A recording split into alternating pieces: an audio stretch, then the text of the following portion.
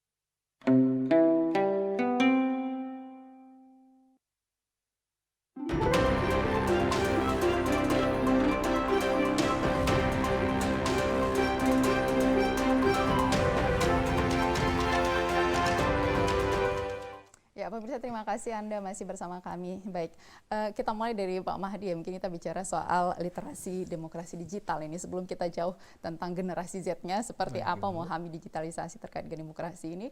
Mungkin Pak Wani bisa menjelaskan terlebih dahulu terkait dengan apa sih sebenarnya demokrasi digital itu? Iya, demokrasi digital itu kan sebenarnya demokrasi bukan ala baru sebenarnya. Demokrasi itu tetap demokrasi, cuman sekarang dengan menggunakan digital. Nah, digital ini merupakan sebagai alat bantu untuk dapat terlaksananya demokrasi ini untuk lebih baik ke depan gitu. Jadi dan sekarang memang perkembangan zaman sekarang hampir semua kita tidak bisa menghindarkan diri dari perkembangan yang digital yang begitu pesat. Hampir semua sektor kehidupan kita, bukan hanya politik sebenarnya, itu sangat dipengaruhi oleh sektor digital tadi. Nah, cuman yang perlu kita perhatikan sekarang, secara sarana, apakah kita sudah siap? Digital ini terutama jaringan-jaringan internet ini. Pengalaman kami di perguruan tinggi, itu kan sekarang kita semuanya karena kondisi COVID ini, terpaksa kita melaksanakan kuliah itu secara daring. Yeah. Dari sekian banyak, mungkin yang agak bagus itu di kota-kota seperti Banda Aceh dan di kota-kota di kabupaten. Tapi banyak sekali mahasiswa kita mengeluh, bukan karena tidak bisa menggunakan digital dan internet ini, tetapi serangannya tidak sampai di sana.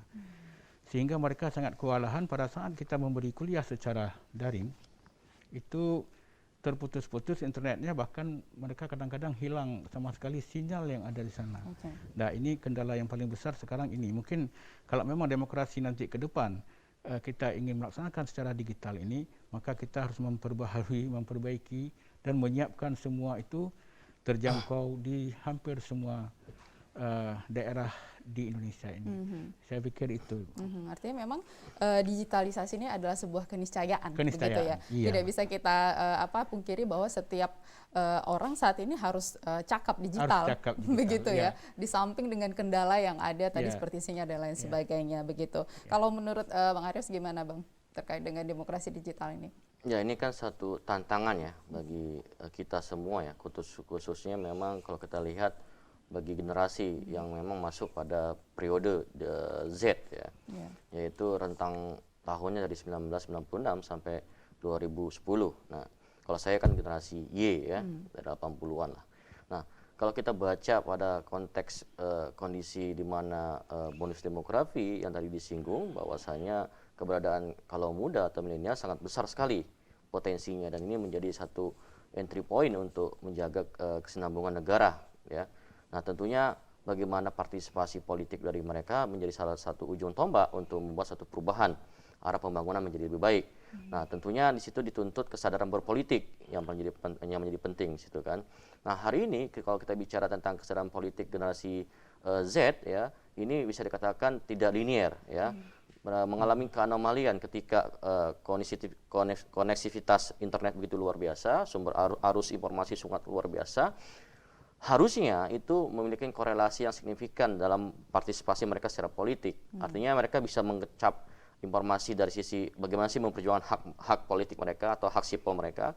Tapi ternyata itu tidak berbanding lurus, malah berbanding terbalik. Maka mereka semakin terkurung dalam kondisi kenyamanan mereka, di mana menggunakan teknologi itu bukan untuk menyadarkan posisi hak mereka, tapi untuk bermain game, untuk melakukan ya dalam tanda kutip kesenangan personality mereka, yang itu cenderung melupakan akan pentingnya bicara politik praktis atau bicara tentang hak politik mereka.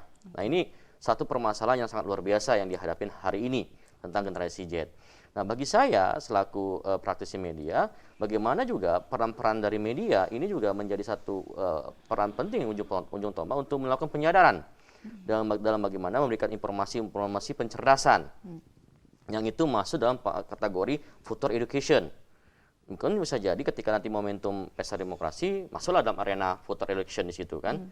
Nah, tapi dalam future education dalam pendidikan politik ini menjadi satu fondasi untuk menjaga agar kesinambungan generasi ke depan itu betul-betul peduli dengan politik, melek politik, paham apa yang akan dilakukan oleh negara ini dan tidak terpengaruh oleh polarisasi kepentingan global, dan itu menjadikan bahwa negara ini mampu mengelola tatanan sistem keberlanjutan generasi yang memang nantinya akan mengelola negara ini, yaitu ada di pundaknya generasi Z ini.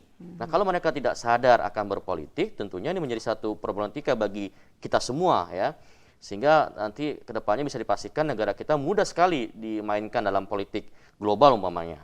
Tapi ketika dihadapi pada kecerdasan berpolitik ya, mereka juga akan nantinya bisa memahami atau melakukan filterisasi terhadap diri mereka sendiri, sehingga ketika nanti mereka dihadapi pada kepentingan, lintas kepentingan, mereka bisa sadar, oh ini nggak bisa, ini kepentingan bukan kepentingan masyarakat banyak, ini kepentingan kelompok, oh ini kepentingan pihak luar, oh ini kepentingan kelompok tertentu. Nah, dari situ mereka juga bisa menyelamatkan diri mereka sendiri dan juga negara ini, bagi saya seperti itu.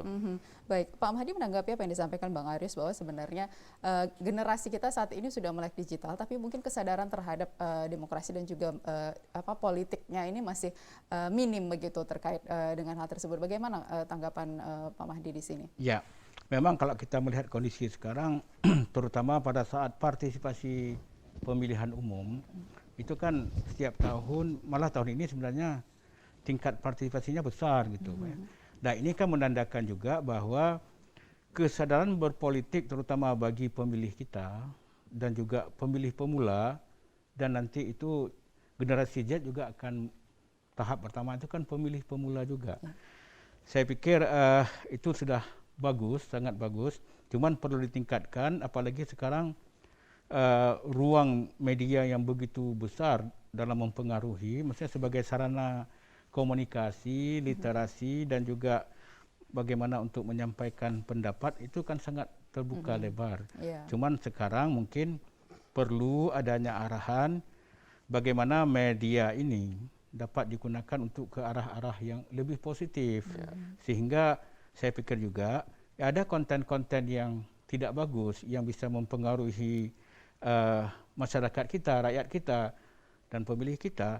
Di sini perlu hadirnya pemerintah dalam arti bahwa pemerintah perlu juga menyaring mana konten-konten yang bisa memang diakses oleh masyarakat kita, mana yang tidak boleh. Kita tidak bisa membiarkan itu dengan sebebas-bebasnya. Dan kalau kita melihat sebenarnya kalau 5 tahun terakhir ini terkait dengan politik kita ini kan secara digital ini sudah memang terjadi secara digital begitu, di mana kita bisa menyaksikan bagaimana pergerakan politik yang terjadi begitu ya, pro dan kontra dan lain sebagainya. Kalau Pak Mahdi melihat situasi ini sudahkah ideal dengan demokrasi yang harusnya dicapai oleh Indonesia atau tidak, Pak? Kalau kita melihat inti daripada demokrasi sebenarnya secara substansi kan bagaimana rakyat itu bisa makmur, sejahtera. Ya. Mungkin secara prosedural kita sudah boleh dikatakan bagus dalam pelaksanaan demokrasi selama ini. Tetapi secara prosedural ini yang perlu kita perbaikan, secara materi, secara substansi, ini yang perlu kita perbaiki lebih ke depan. Kita melihat bahwa secara historis kita kan sudah beberapa kali melaksanakan sistem demokrasi kita dari parlementer, terpimpin macam-macam. Semuanya itu boleh dikatakan tidak bisa dilaksanakan secara baik, malah ada yang gagal. Ini disebabkan juga karena politik kita itu tidak dipayungi oleh hukum yang kuat. Jadi hukum ini sebenarnya harus menjadi panglima pada saat pelaksanaan politik ini, sehingga dia bisa memayungi pelaksanaannya itu sehingga dapat terlaksana sebagaimana yang kita harapkan. Ya. Jadi kalau hukumnya tidak kuat, nah ini bisa kemana-mana nantinya. Payung hukumnya sangat penting begitu. Sangat penting ya. Jadi lemahnya kita kemarin-kemarin itu di satu dalam penegakan hukumnya. Karena memang gencarnya media digital digunakan, tetapi kalau tidak ada payung hukum yang kuat, di sini menjadi masalah juga ya. Kita lihat juga beberapa kasus yang sudah terjadi. Keadilan merasa tidak didapatkan di sana, begitu. Kalau tanggapan Bang Argyos dengan kondisi digitalisasi yang sangat luar biasa maju, pesat sekali begitu, dan perpolitikan kita juga di sini bermain terus. Apa yang harus bisa kita saring nih untuk melihat yang mana positif, yang mana negatif terkait dengan demokrasi dan juga politik kita? Ya, itu semua kan butuh peran lintas sektor ya, bukan hanya di pemerintah. Semua orang punya tanggung jawab moral untuk terlibat aktif ya secara bersama-sama untuk berpartisipasi agar generasi Z ini mampu keluar dari yang namanya nilai-nilai negatif dalam penggunaan sosial media atau media itu sendiri. Nah tentunya pada porsi peran mereka itu harus betul-betul disinergikan oleh pemerintah. Misalnya kan KPU dalam bagaimana memberikan penyadaran terhadap pentingnya pendidikan politik, sekolah bagaimana pentingnya untuk mengedepankan perilaku yang baik dalam menggunakan sosial media dan lain-lain. Ya. Nah tentunya dengan kita sadar secara bersama-sama ini menjadi satu kebutuhan penting untuk dikedepankan dalam bagaimana membawa satu perubahan bagi generasi Z agar lebih baik ya, agar tidak terkontaminasi dengan pakem-pakem budaya luar, agar tidak terkontaminasi dengan arus deras gamer yang luar biasa dan juga beberapa kepentingan politik internasional. Tentunya bagi saya yang paling penting bagaimana ada perasaan senasib, perasaan kebutuhan bahwa ini mari sama-sama kita wujudkan untuk generasi ke depan yang ini nanti bisa membuat negara ini menjadi lebih kuat ya secara baik ya, baik dari sisi pengetahuannya secara politik, baik dari sisi masyarakatnya, baik dari sisi kelembagaannya. Tentunya itu semua harus dijawab oleh kita semua, bukan dari pemerintah.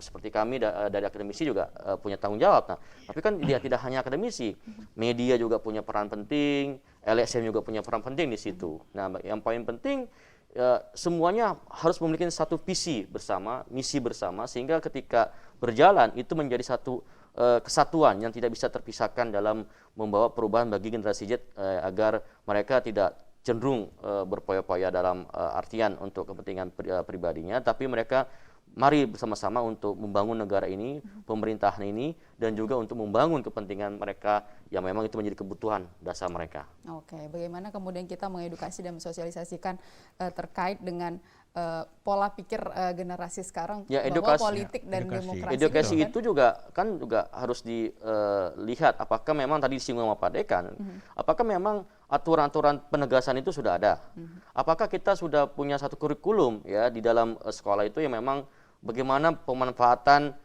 konten digital, ada nggak ekstrakurikulernya itu, ataukah memang kita ada aturan yang memang Kominfo ya selaku otoritas kelembagaan kementerian yang memang berfungsi untuk alus informasi ini dikontrol ya, apakah punya satu kematangan untuk betul-betul menyaring informasi yang memang sampainya nanti ke generasi itu betul-betul yang tepat sasaran, tepat manfaat, dan tepat guna bagi konten yang nantinya punya nilai positif untuk membangun budaya politik yang baik, etika politik yang baik, partisipasi politik yang baik. Oke, baik. Dan bagaimana kemudian nanti generasi ini tertarik pada politik dan sadar bahwa politik ini adalah untuk masa depan kita. Kita akan perbincangkan setelah satu ini ya Pak. Dan pemirsa jangan kemana-mana, setelah pesan-pesan berikut ini kami akan kembali di Dialog Suara Publik.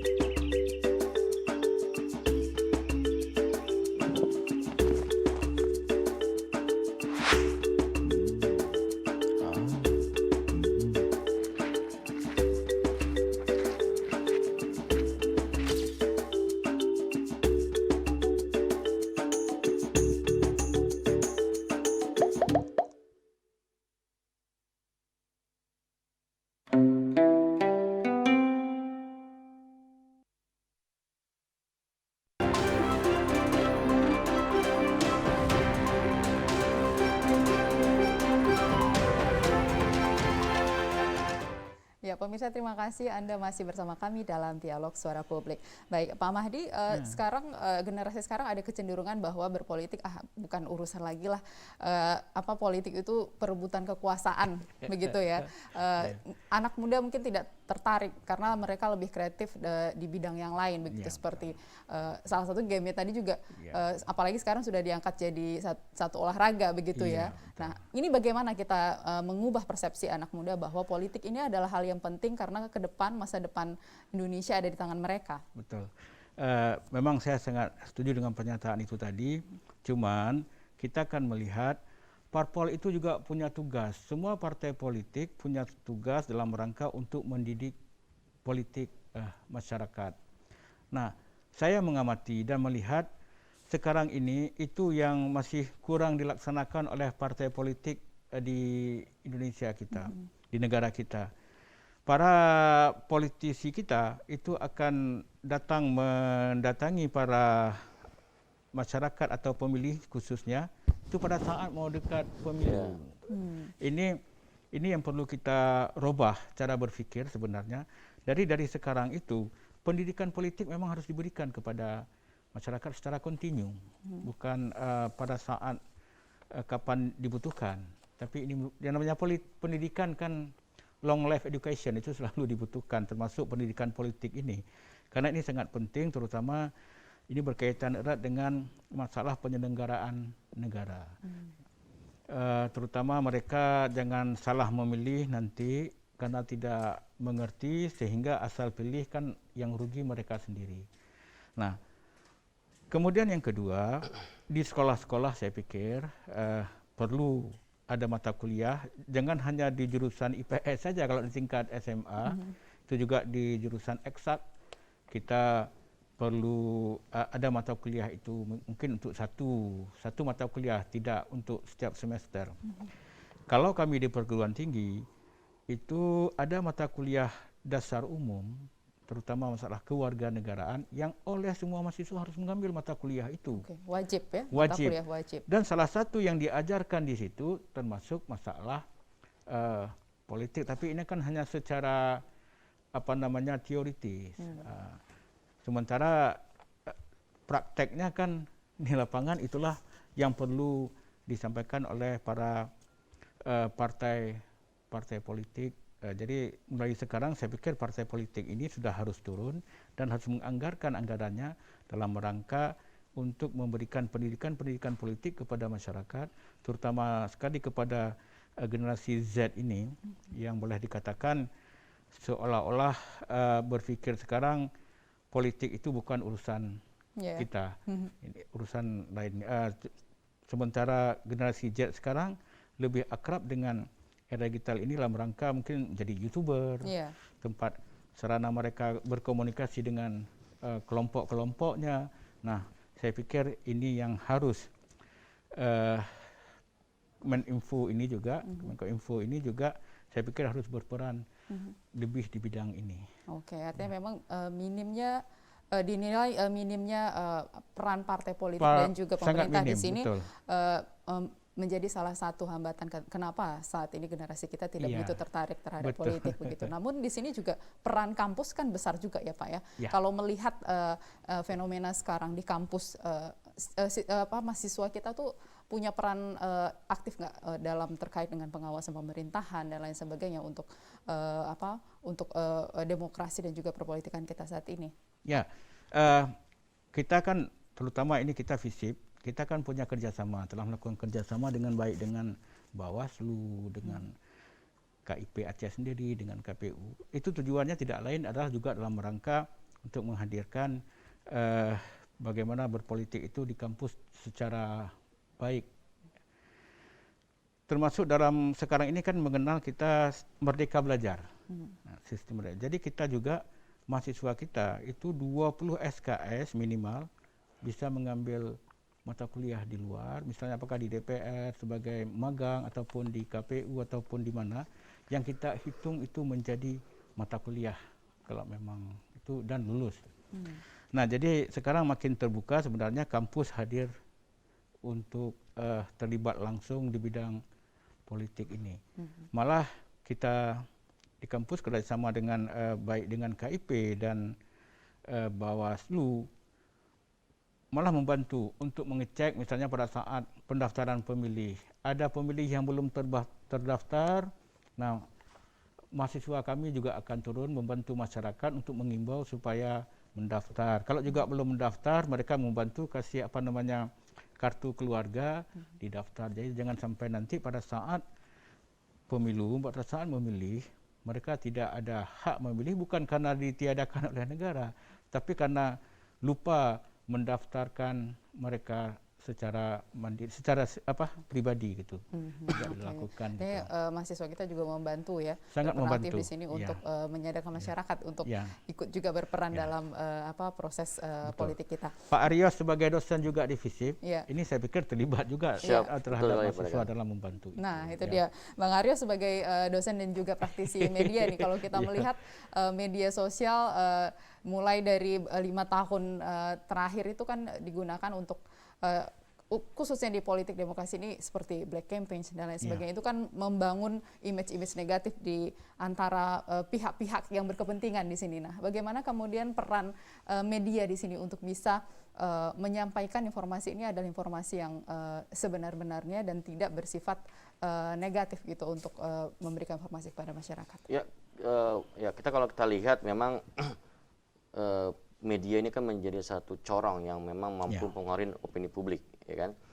Dan juga tadi kan disinggung terkait dengan informasi, itu kan juga tidak serta-merta pada informasi yang black campaign tadi, tapi juga ada informasi positif campaign, negatif campaign, dan black campaign. Black campaign ini yang paling parah. Iya. Nah, jadi bagi saya ya, ketika saya memahami peran media di sini, tentunya ada pendekatan-pendekatan yang memang secara peran mereka dituntut dalam memberikan pencerdasan secara publik. Bagaimana umpamanya cara berpolitik yang baik, bagaimana cara melakukan upaya-upaya untuk pencerdasan di dalam memahami akan hak-hak generasi muda, atau cara berpolitik berpartai seperti apa, ya kan? Karena lagi-lagi tadi sudah disinggung bahwa peran partai itu gagal menurut saya untuk membangun generasi muda yang memang melek politik. Nah, harusnya ini juga menjadi satu agenda besar bagi media untuk memberikan kesadaran bagi partai, ya, untuk mereka harus serius untuk betul-betul memperhatikan generasi muda. Hanya beberapa partai yang memang dalam tanda kutip serius untuk mengurusin generasi muda. Ada Golkar, PDIP, PKS, dan mungkin ada beberapa partai lain ya, yang memang Demokrat termasuk juga, yang memang saya lihat potensinya fokus, mereka punya kurikulumnya, mereka punya sekolahnya dan lain-lain. Nah, bagi partai lain saya nggak tahu, ya. Nah, di sini kan juga lagi-lagi kita berpikir agar media ini bukan sekedar untuk menginformasikan kepada publik, tetapi juga mari ketika ada generasi yang mau berpartisipasi di dalam mengutarakan pikirannya itu dengan menulis, ya. Misalkan ketika ada mahasiswa ya di FISIP mau nulis atau magang di media, ya, itu saya fasilitasin untuk masuk, ya. Dan itu menjadi satu peran mereka juga untuk berpartisipasi agar mereka juga ikut mengampanyekan, ikut berperan agar memberikan pencerdasan pada kalangan mereka masing-masing atau kepada halayak ramai, tentunya lebih luas, kan gitu. Nah, bagi saya yang penting juga ada sinkronisasi, ada keharmonisan peran antara media, kampus, pemerintah, dan kelembagaan pemiluan. Nah, ini yang memang perlu dijalin seperti apa formulasinya sehingga satu kesatuan, ya. Dan masuk juga Kominfo, ya. Ada peran di situ juga, ya. Tapi untuk menyatukan ini kan butuh satu roadmap-nya seperti apa, satu langkah-langkah yang pasti seperti apa, sehingga tidak jalan masing-masing, tapi betul-betul kuat dalam bagaimana membawa satu perubahan bagi generasi muda agar tahu berpolitik, ya, dan melek terhadap politik. Baru-baru ini saya baca dari survei indikator politik, ya, bahwa 42% ya tingkat partisipasi pemilih pemula atau pemuda itu memang nggak peduli. Nah, banyak hal yang menarik ketika dihadapi pada survei ini, ternyata mereka terperangkap pada zona nyaman mereka, untuk mereka lebih enjoy, lebih nyaman ketika menikmatin akan kemudahan teknologi, akan hal-hal yang memang dalam positifnya mereka, ya, dalam cara pandang mereka, sosmed itu bisa menggunakan untuk menyenangkan diri mereka sendiri. Tadi singgung tentang menjadi YouTuber, menjadi selebgram atau menjadi apa dan lain-lain. Ini kan hal-hal yang memang, tapi kalau memang mau jadi selebgram tapi bisa mengkampanyekan bagaimana berpolitik baik, itu sangat luar biasa.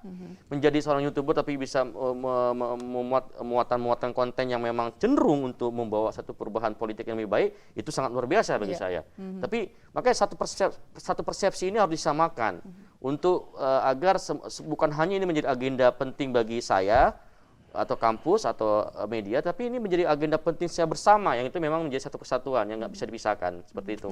Menarik tadi memang ketika anak-anak muda kita, generasi saat ini diberi kesempatan ketika mereka mau menulis terkait dengan politik, di media terbuka lebar untuk menyebut mereka. Tapi mungkin kita juga punya masalah terkait dengan budaya komunikasi digital di sini. Nah, kita akan bahas setelah satu ini, ya, Pak Mahdi nanti bisa jawab. Boleh. Dan pemirsa jangan kemana-mana, setelah yang satu ini kami akan kembali di Dialog Suara Publik.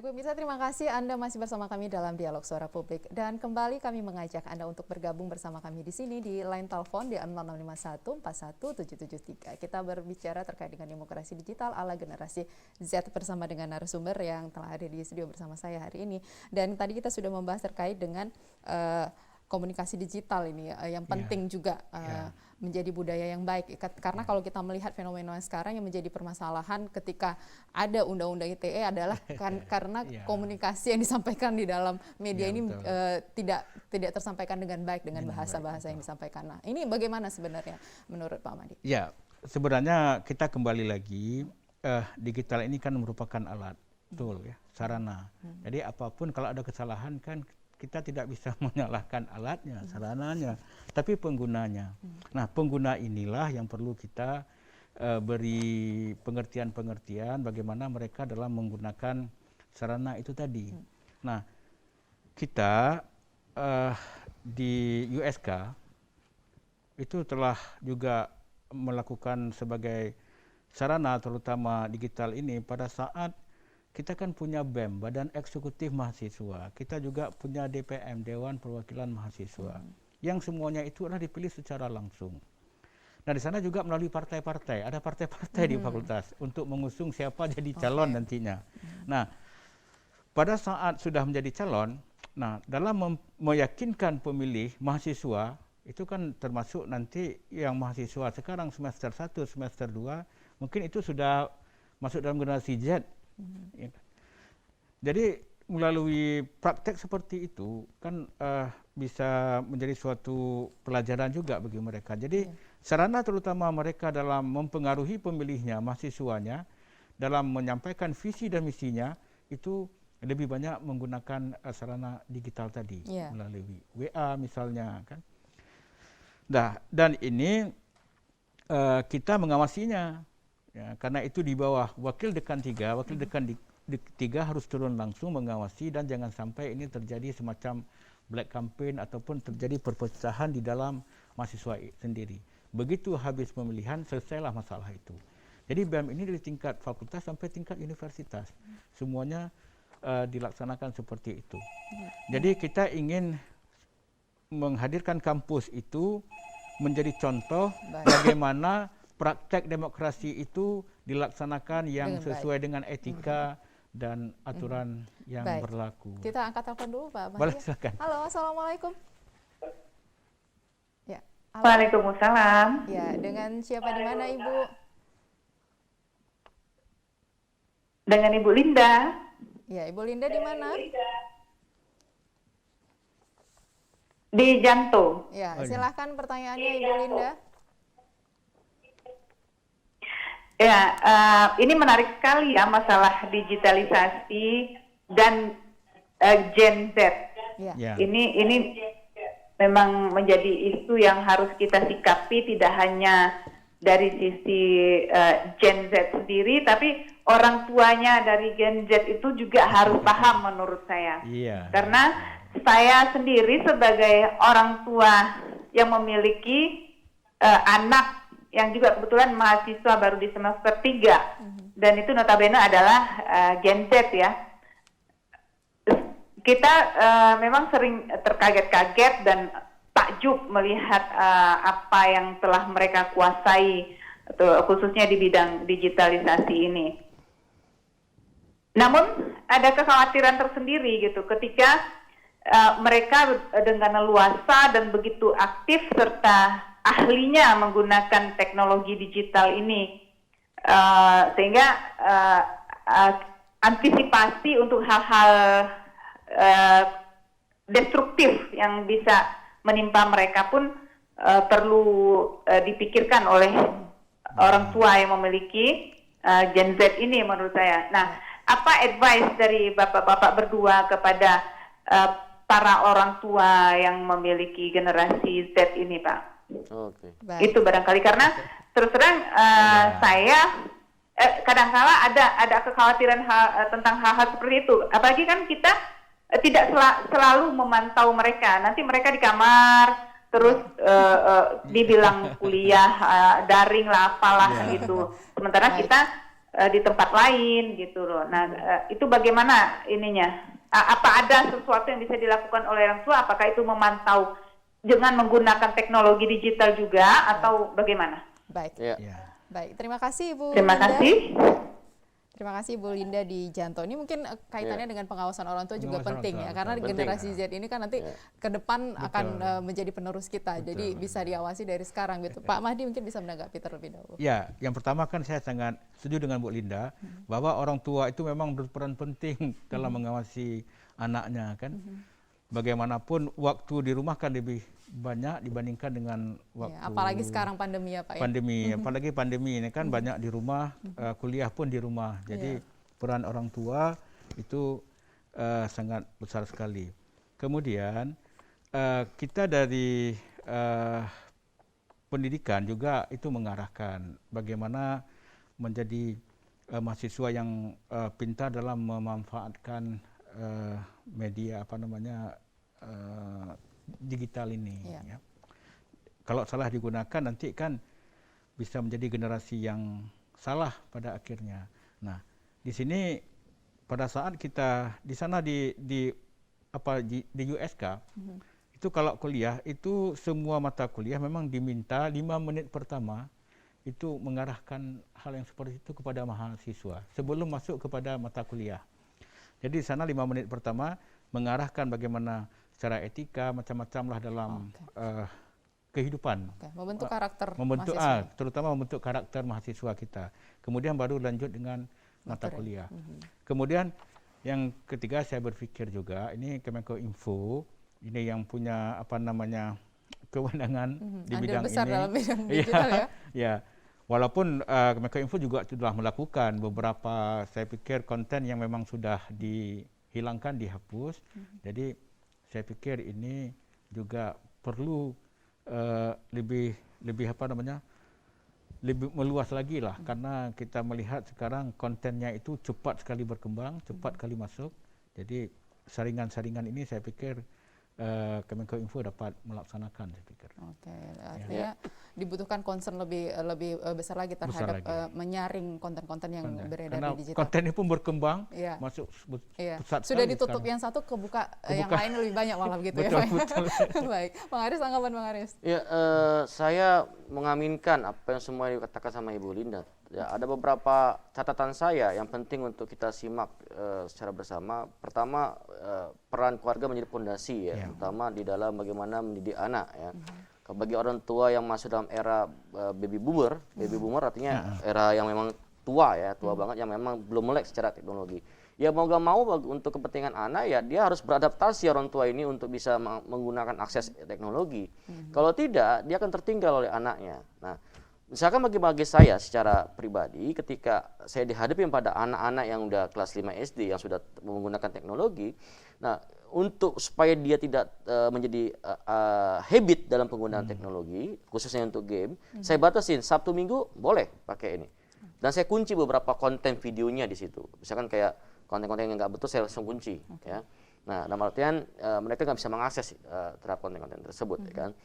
Nah, termasuk misalkan TV-TV kabel yang memang nggak penting untuk ini, yang paling kartun apa itu langsung saya kasih. Nah, di sisi lain yang perlu dilakukan bagi orang tua itu juga mengikuti perkembangan zaman anak-anak muda sehingga ketika nanti mereka butuh teman curhat, ya mereka mampu untuk mengimbangi anak itu dalam hal bagaimana memberikan penyadaran pentingnya menggunakan teknologi yang baik secara positif. Bagaimana menyadarkan mereka bahwa hal-hal negatif untuk kepentingan konten itu akan berdampak pada kasus hukum dan itu kita tunjukin kasus hukumnya. Karena dengan demikian juga ya tingkat kita salah sedikit aja itu sudah ditafsirkan Undang-Undang ITE. Ya, ini juga menjadi salah satu ya dalam tanda kutip ya perlu direvisi pasal ini bagi saya. Jangan mudah langsung menjustifikasi dengan hal yang belum tentu konkret ya. Bagi saya ya. Nah, peran penting lain apa? Bagaimana kita juga misalkan membuat generasi peduli generasi yang anti hoax. Ya, kita sadari mereka, kita dampingi mereka, kita berikan kapasitas sehingga mereka bisa menyebarkan gagasan pemikiran tentang bagaimana membawa kecintaan terhadap keadaan yang lebih baik, tentunya dengan menyebarkan informasi yang positif tanpa anarkis, tanpa radikal dan lain-lain. Nah, hal ini kan perlu dilakukan untuk melahirkan generasi peace generation yang itu nantinya akan berdampak bagi menata perkembangan generasi Z menjadi generasi yang memang cinta kedamaian, generasi yang memang tidak mengedepankan isu-isu hoax yang cenderung dimainkan oleh banyak pihak dan tidak mudah dipengaruhi seperti itu. Baik, kita angkat telepon lagi. Halo, assalamualaikum. Halo. Halo, Ya, dengan siapa di mana Bapak? dari Bali, Banda Aceh. Pak Ayub di Banda Aceh ya. Silakan Ya. Pak Ayub. Saya mau tanyakan begini aja. Ini kan era Pak globalisasi Ayub, ya. mohon maaf Pak Ayub. Ya, Mungkin demokrasi, televisinya bisa dikecilkan macam-macam lah, sedikit dan volumenya Pak. digitalisasi, ya, digitalisasi, macam-macam. Saya senang dengan Pak Arya pada tadi berkata mengunci aspek-aspek yang tidak baik bagi anak-anak. Tapi ini pertanyaan saya. Sampai saat ini kadang-kadang banyak orang ingin menutup istilahnya akses game online. Ya, game online yang sekarang yang sedang sibuk-sibuknya di kedai kopi. Kalau HP-nya mereng itu judi semua. Ya. Kalau HP-nya udah kita lihat mereng itu udah judi semua. Duduk di kedai kopi juga lah. Asal mereng HP-nya itu udah judi semua. Saya minta ini Kominfo ya, Kominfo Aceh, khususnya Kominfo Aceh. Ya, dulu kita juga ada gadget yang pernah diblokir. Ya, kenapa saat ini banyak orang-orang minta, khususnya kita di Aceh ini kita blokir akses itu, game online itu. Nyatanya pemerintah diam-diam saja. Ya, pemerintah diam-diam saja dan yang lain-lain diam-diam saja.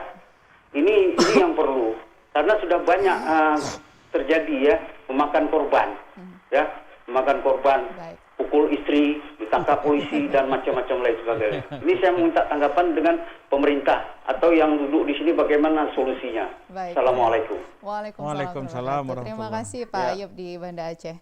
Pak Mahdi menanggapi terlebih dahulu. Ya, baik. Jadi memang Pak Ayub itu sekarang kan gejala yang nampak dalam masyarakat hari-hari kita melihat sekarang. Nah, Aceh khususnya pemerintah Aceh itu kan diberi otonomi khusus oleh pemerintah pusat terutama dalam melaksanakan syariat Islam di sini. Saya pikir Kemenkominfo dinas Infokom di Aceh, saya pikir punya kewenangan. Gubernur kita, pemerintah kabupaten kota bisa meminta kepada dinas Kominfo itu untuk seperti Pak Aryos katakan tadi mengunci beberapa konten seperti misalnya ya judi online seperti itu. Nah, untuk mengunci ini untuk tidak bisa diakses oleh masyarakat di Aceh. Nah, saya pikir ini tidak ada halangan. Malah itu sangat mendukung untuk pelaksanaan syariat Islam di Aceh. Tapi sebenarnya fatwa dari MPU sudah ada begitu ketika ada beberapa game yang diharamkan. Tapi mungkin perlu action dari pemerintah kita juga yang MPU sudah melaksanakan saya pikir tugasnya kan menghimbau. Tapi kan MPU tidak punya kewenangan untuk mengunci itu kemudian memberi hukuman kepada orang yang masih menggunakan itu. Nah, saya pikir seperti Pak Yu katakan tadi pemerintah Aceh lah di sini harus juga berperan aktif untuk membantu masyarakat membatasi untuk akses hal-hal yang seperti itu. Baik, Ya, Bang Aryos. bagi saya gini, harus dipisahkan bahwa ada nilai positif terhadap game, iya, itu kita tidak nafikan. Bahkan e-sport itu salah satu cabang olahraga yang memang game itu bukan game judi ya, tapi memang game yang memicu nalar berpikir ya. Yang itu bahkan pendapatan negara itu sangat luar biasa dalam bidang game itu. Dan ini tidak dinafikan. Kenapa pemerintah tidak misalnya kayak Mobile Legends dan lain-lain ya, dalam tanda kutip itu kan bisa dianggap punya nilai positif bagi sebagian pendapat orang lain. Tapi bagi judi online kayak main kakek tua ya, dan lain kayak judi online itu memang wajib, fardu ain bagi saya ya hukumnya ya.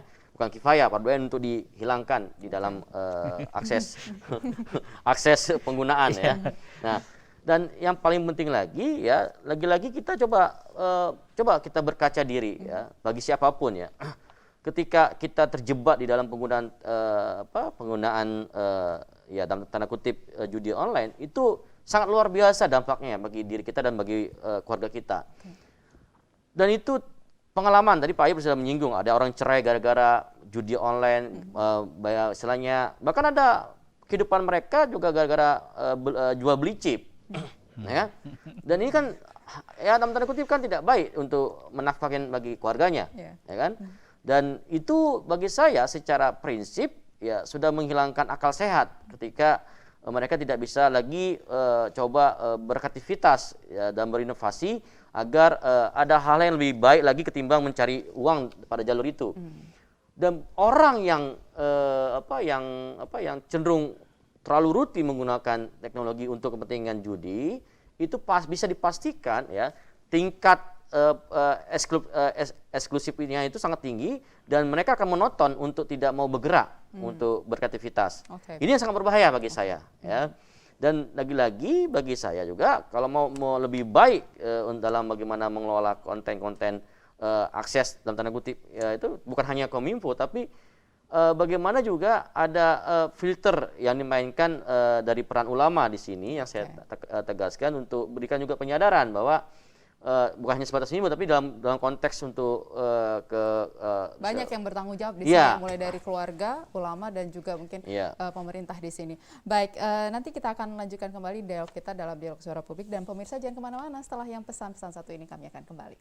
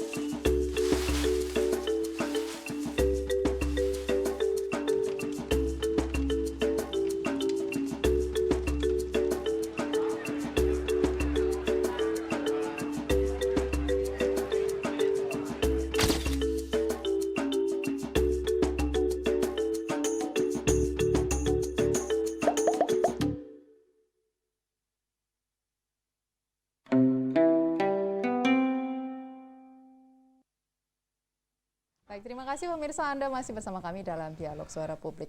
Baik, tadi peran orang tua sangat penting, di mana meskipun generasi sekarang berbeda dengan generasi orang tuanya, tetapi orang tua juga harus tetap belajar untuk mengetahui bagaimana perkembangan digital saat ini. Nah, kita kembali ke politik dan demokrasi. Tahun 2024 ini kan sudah di depan mata ini ya, akan ada pemilihan umum begitu ya. Ketika digitalisasi ini semakin canggih, semakin pesat, semakin cepat begitu, dan generasi kita juga mulai melek terhadap teknologi dan digitalisasi ini. Nah, apa yang harus disikapi oleh masyarakat, orang tua, dan juga generasi Z saat ini? Pak Mahdi mungkin. Ya, saya tidak keluar dari alur tadi itu. Ini kan semuanya alat. Ya. Jadi kita tidak bisa menyalahkan alat itu sendiri. Nah, sekarang bagaimana ruang digital ini dapat dimanfaatkan semaksimal mungkin untuk dalam rangka seperti pemilu 2024 ini untuk bisa tersampaikan visi dan misi daripada para calon kalau memang itu dia nanti mencalonkan diri, sehingga rakyat ataupun pemilih termasuk generasi Z ini punya informasi utuh. Kalau dia pilih ini apa manfaatnya, terutama untuk negara, untuk bangsa, dan juga untuk masyarakat generasi-generasi yang nanti 2045 itu akan bonus. Ya. Jadi dari sekarang saya pikir visi misi itu harus disampaikan, walaupun dari tahun 2024 ini ada berapa tahun lagi untuk tahun 2045. Kemudian juga jangan media ini digunakan sebagai alat untuk menurutnya apa? Pembusukan gitu ya. Hoax kan. Ini saya pikir harus bisa dihindari ini. Kan black campaign juga. Yeah.